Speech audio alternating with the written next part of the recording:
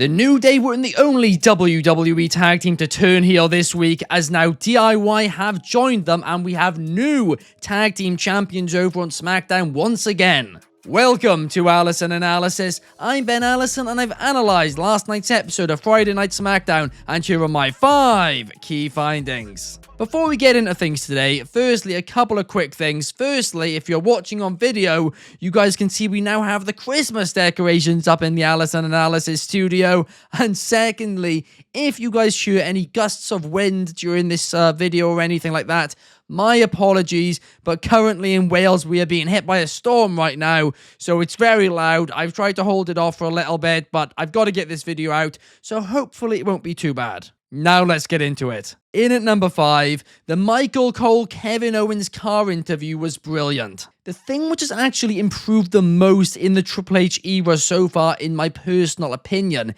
is actually these interviews that they do. Whether they're pre-recorded or live, they are just so much better than they were in the later years under Vince. It kind of felt like before they were used to just fill a week when they didn't have anything for a storyline. But now it's really compelling television when they do these interviews, and they always advance the storyline quite a bit. And Kevin Owens being petty enough to only do the interview from his car, well, that was just gold. It was so funny, and they did have quite good comedic timing between them, Cole and Owens. Even if it wasn't a funny segment, there was quite a few funny moments within it which I enjoyed. I'm bringing up the history between the two as well, and that's another thing which under Triple H they've done more. They're bringing up history, and I think that's so important when it comes to storylines. The feud between Kevin Owens and Cody Rhodes so far has been brilliant, and I'm so excited to see them one-on-one next Saturday night. In at number 4, I'm guessing Roman Reigns is taking a little bit of time away from WWE again. Roman Reigns was nowhere to be seen last night on SmackDown, and not only that, but he has now been removed from the advertising for Saturday night's main event next week, which he was previously advertised for. So after War Games, I guess he's taking a break. I presume we're not going to see him again until the Netflix debut at the earliest. I mean, I would presume we would see him then, but if not, I mean, maybe we'll have to wait until the Rumble. And what was really interesting on SmackDown was that Solo Sikoa's bloodline had moved on from Roman Reigns. They attacked LA Knight, they attacked Andrade. Will they just be filler feuds? Was that just a filler segment? Or is that perhaps the direction going forward for Solo? Because of the line about him still being the tribal chief and still having the necklace, which of course he said, I am presuming we're going to see the Reigns feud continue, and I'm guessing it's going to be at the Royal Rumble. I reckon Roman Reigns, Solo Sikoa, Royal Rumble. I think at this point that's what makes the most sense. In at number 3, yeah, Naomi took out Jade Cargill. Over the past few weeks, I've been completely torn on whether it was Bayley or Naomi who was the one who took out Jade Cargill, but after last night, well, we pretty much have our answer, don't we? I mean, it's always the person who blames everyone else, and Naomi literally listed the entire SmackDown women's roster as potential culprits without mentioning herself, obviously.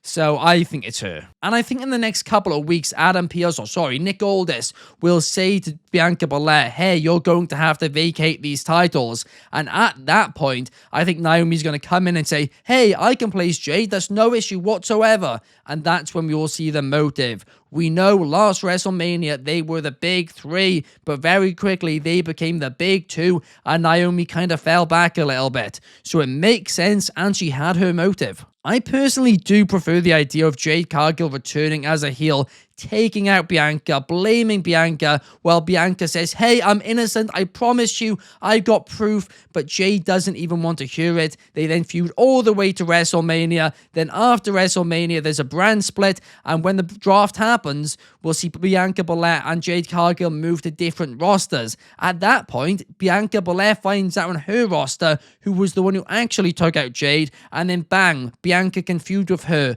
That way you have 2 feuds from it, not just one, and also we can finally see the match between Jade Cargill and Bianca Belair, which we all want to see. Before we go any further, if you could like and subscribe, that would be massively appreciated.